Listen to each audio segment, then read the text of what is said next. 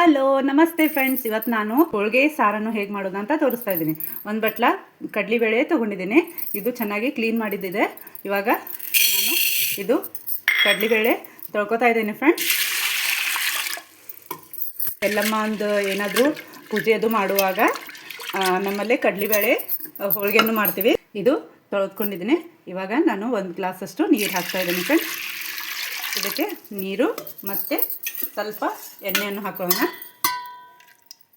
ಇಷ್ಟು ಎಣ್ಣೆ ಹಾಕಿ ಮತ್ತು ನೀರು ಹಾಕಿ ಮತ್ತು ಸ್ವಲ್ಪ ಅಂದರೆ ಸ್ವಲ್ಪ ಅರಿಶಿನ ಹಾಕಿ ನಾವು ಒಂದು 4 ವಿಸಿಲ್ ತೊಗೋಬೇಕಾಗ್ತದೆ. ಇದಕ್ಕೆ ಇವಾಗ ನಾನು ಕುಕ್ಕರ್ ಸಿಟಿ ಹಚ್ತಾ ಇದ್ದೀನಿ. ಅದು ಹಚ್ಚಿದ ಮೇಲೆ 4 ಸಿಟಿ ತೊಗೊಳ್ಳೋಣ. ಆಮೇಲೆ ಏನೇನೆಲ್ಲ ಹಾಕಬೇಕು ಅಂತ ನಾನು ತೋರಿಸ್ತಾ ಹೋಗ್ತೀನಿ. ಇದು ಚೆನ್ನಾಗಿ ಹಣ್ಣಾಗೋ ಹಾಗೆ ಕುದಿಸ್ಕೊಳ್ಳೋಣ ಬೇಳೆ.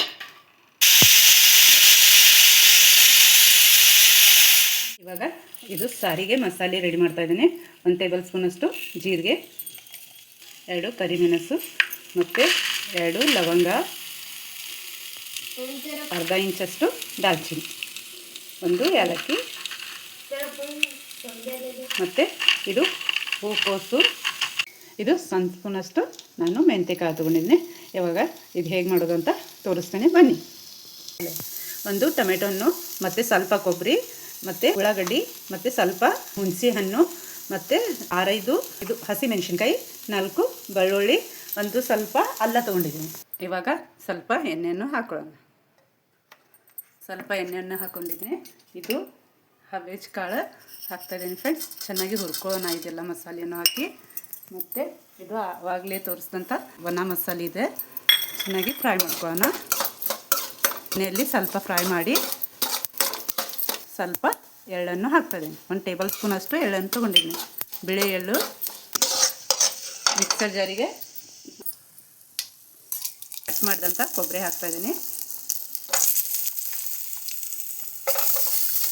ಇದು ಫ್ರೈ ಮಾಡ್ಕೊಳ್ಳೋಣ.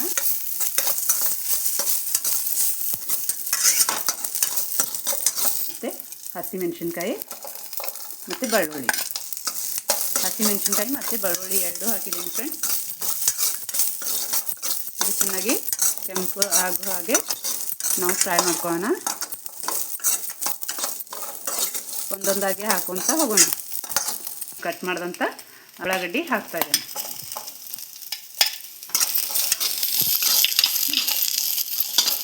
ಉಳ್ಳಾಗಡ್ಡಿ ಹಾಕಿದ್ದೀನಿ. ಮತ್ತು ಇವಾಗ ಇನ್ನು ಸ್ವಲ್ಪ ಎಣ್ಣೆಯನ್ನು ಹಾಕೋಣ ಅಂತ ಕರಿಬೇವು ಹಾಕ್ತಾಯಿದ್ದೀನಿ. ಕೊತ್ತಂಬರಿ ಸೊಪ್ಪು ಹಾಕಿದ್ದು. ಇವಾಗ ಇದು ಸ್ವಲ್ಪ ಸಾಫ್ಟ್ ಆಗುವವರೆಗೆ ಹುರ್ಕೊಂಡಿದ್ದೀನಿ. ಇವಾಗ ಇದಕ್ಕೆ ನಾನು ಮಿಕ್ಸರ್ ಜಾರಿಗೆ ತಗೊಳ್ಳೋಣ. ಇವಾಗ ಒಂದೊಂದಾಗಿ ನಾವು ತೆಗೆದುಕೊಳ್ಳೋಣ. ಇವಾಗ ಇದು ನಾನು ಸ್ವಲ್ಪ ಹುಣಸೆ ಹಣ್ಣು ತೊಗೊಂಡಿದ್ದೆ ಅಲ್ವಾ, ಅದು ಮಿಕ್ಸರ್ ಜಾರಿಗೆ ಹಾಕಿಬಿಡೋಣ. ಇವಾಗ ಇದು ಗ್ರೈಂಡರ್ ಮಾಡ್ಕೊಳ್ಳೋಣ. ಇವಾಗ ಸ್ವಲ್ಪ ನೀರನ್ನು ಹಾಕಿ ಮಿಕ್ಸರ್ ಮಾಡ್ಕೊಳ್ಳೋಣ. ಇದು ತಣ್ಣಗಾದ್ಮೇಲೆ ಮಿಕ್ಸರ್ ಮಾಡಬೇಕು ಫ್ರೆಂಡ್ಸ್.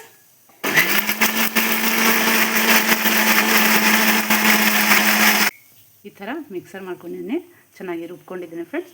ಇವಾಗ ಕುಕ್ಕರ್ ತಣ್ಣಗಾಗಿದೆ, ಬೇಳೆ ಕುದ್ದಿದೆ ಇಲ್ಲ ಅಂತ ನೋಡ್ಕೊಳ್ಳೋಣ ಬನ್ನಿ. ನೋಡಿ ಫ್ರೆಂಡ್ಸ್, ಬೇಳೆ ಚೆನ್ನಾಗಿ ಕುದ್ದಿದೆ, ಸಾಫ್ಟಾಗಿ ಕುದ್ದಿದೆ. ಇವಾಗ ಚೆನ್ನಾಗಿ ಹೀಗೆ ನಾವು ಇದು ಬೇಳೆ ಹೀಗೆ ಚೆನ್ನಾಗಿ ಕೂಡಿಸ್ಕೊಳ್ಳೋಣ ಫ್ರೆಂಡ್ಸ್. ಇವಾಗ ಸ್ವಲ್ಪ ಅರಿಶಿನ ಹಾಕ್ಕೊಳ್ಳೋಣ, ಮಸಾಲೆ ಹಾಕ್ಕೊಳ್ಳೋಣ.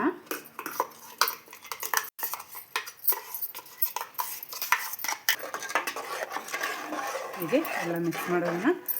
ಸ್ವಲ್ಪ ಮಿಕ್ಸರ್ ಜಾರಿಗೆ ನೀರನ್ನು ಹಾಕಿ ಇವಾಗ 1 ಗ್ಲಾಸಷ್ಟು ನೀರು ಹಾಕಿ ನಾನು ಮಿಕ್ಸರ್ ಜಾರಿಗೆ ಇದಕ್ಕೆ ಹಾಕ್ತಾಯಿದ್ದೀನಿ. ಮತ್ತು ಇದಕ್ಕೆ ಸ್ವಲ್ಪ ರುಚಿಗಾಗುವಷ್ಟು ಉಪ್ಪನ್ನು ಹಾಕ್ತಾಯಿದ್ದೀನಿ. ಇವಾಗ ಇದು ಕುದಿಲಿಕ್ಕೆ ಬಿಡೋಣ. ನೋಡಿ ಫ್ರೆಂಡ್ಸ್, ಇದು ಎಷ್ಟು ತಿಳು ಇರ್ತದಲ್ಲ ಅಷ್ಟು ರುಚಿಯಾದಂಥ ಸಾಂಬಾರು ಆಗ್ತದೆ. ಇದಕ್ಕೆ ಇವಾಗ ನಾನು ಕಟ್ ಮಾಡಿದಂಥ ಟೊಮೆಟೊವನ್ನು ಹಾಕ್ತಾಯಿದ್ದೀನಿ. ಕಟ್ ಮಾಡಿದಂಥ ಹಸಿ ಟೊಮೆಟೊ ಹಾಕಬೇಕು, ಅಂದರೆ ಇದ್ರ ಟೇಸ್ಟ್ ಭಾಳ ಚೆನ್ನಾಗಿ. ಮತ್ತು ಸ್ವಲ್ಪ ನೀರನ್ನು ಹಾಕೋತಾ ಇದ್ದೀನಿ. ಇದು ಚೆನ್ನಾಗಿ ಕುದಿಲಿಕ್ಕೆ ಬಿಡೋಣ. ಇವಾಗ ಎಣ್ಣೆ ಹಾಕ್ತಾಯಿದ್ದೀನಿ. ನಾವು ಒಗ್ಗರಣೆಯನ್ನು ಹಾಕ್ತಾಯಿದ್ದೀನಿ. ಇದು ಒಗ್ಗರಣೆ ಹಾಕಲಿಕ್ಕೆ ನಾನು ಒಂದು ಬೆಳ್ಳುಳ್ಳಿ ಜಜ್ಜಿ ಇಟ್ಟಿದ್ದೀನಿ, ಮತ್ತು ಕರ್ಬೇವಿನ ಸೊಪ್ಪು, ಮತ್ತು ಇದು ಜೀರಿಗೆ ಮತ್ತು ಸಾಸಿವೆ ಎಲ್ಲವನ್ನು ಹಾಕಿ ಒಗ್ಗರಣೆಯನ್ನು ಹಾಕ್ತಾಯಿದ್ದೀನಿ. ಜೀರಿಗೆ ಹಾಕ್ತಾಯಿದ್ದೀನಿ ಫ್ರೆಂಡ್ಸ್. ಸ್ವಲ್ಪ ಸ್ಲೋ ಫ್ಲೇಮಲ್ಲಿ ಇಟ್ಟು ಒಗ್ಗರಣೆ ಹಾಕೋರಿ, ಇಲ್ಲಾಂದರೆ ಸಿಡಿಯುತ್ತದೆ. ಇದು ಬೆಳ್ಳುಳ್ಳಿ ಸ್ವಲ್ಪ ಹಾಕೋಣ, ಮತ್ತು ಇದು ಕರಿಬೇವು.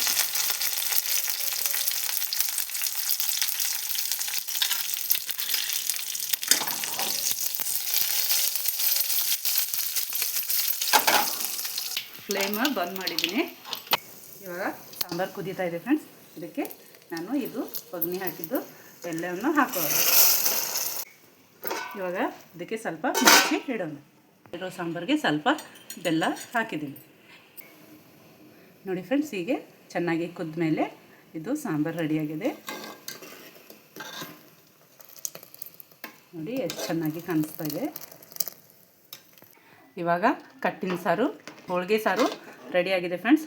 ನಾನು ಸರ್ವಿಂಗ್ ಬೌಲಿಗೆ ಹಾಕ್ತಾಯಿದ್ದೀನಿ. ಇವಾಗ ಸರ್ವ್ ಮಾಡಿ,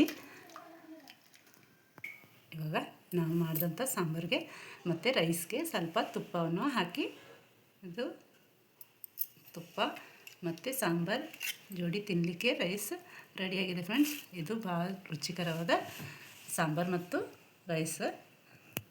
ಬನ್ನಿ ಫ್ರೆಂಡ್ಸ್, ನೋಡಿ ಹೇಗಾಗಿದೆ ಅಂತ. ನೀವು ಮನೇಲಿ ಮಾಡ್ತೀನಿ. ವಿಡಿಯೋ ನೋಡಲಿಕ್ಕೆ ಥ್ಯಾಂಕ್ ಯು ಫ್ರೆಂಡ್ಸ್. ಮತ್ತು ಕಮೆಂಟ್ಸ್ನಲ್ಲಿ ಹೇಗಾಗಿದೆ ಅಂತ ನೀವು ಮಾಡಿ ತಿಂದು ಹೇಳಿ.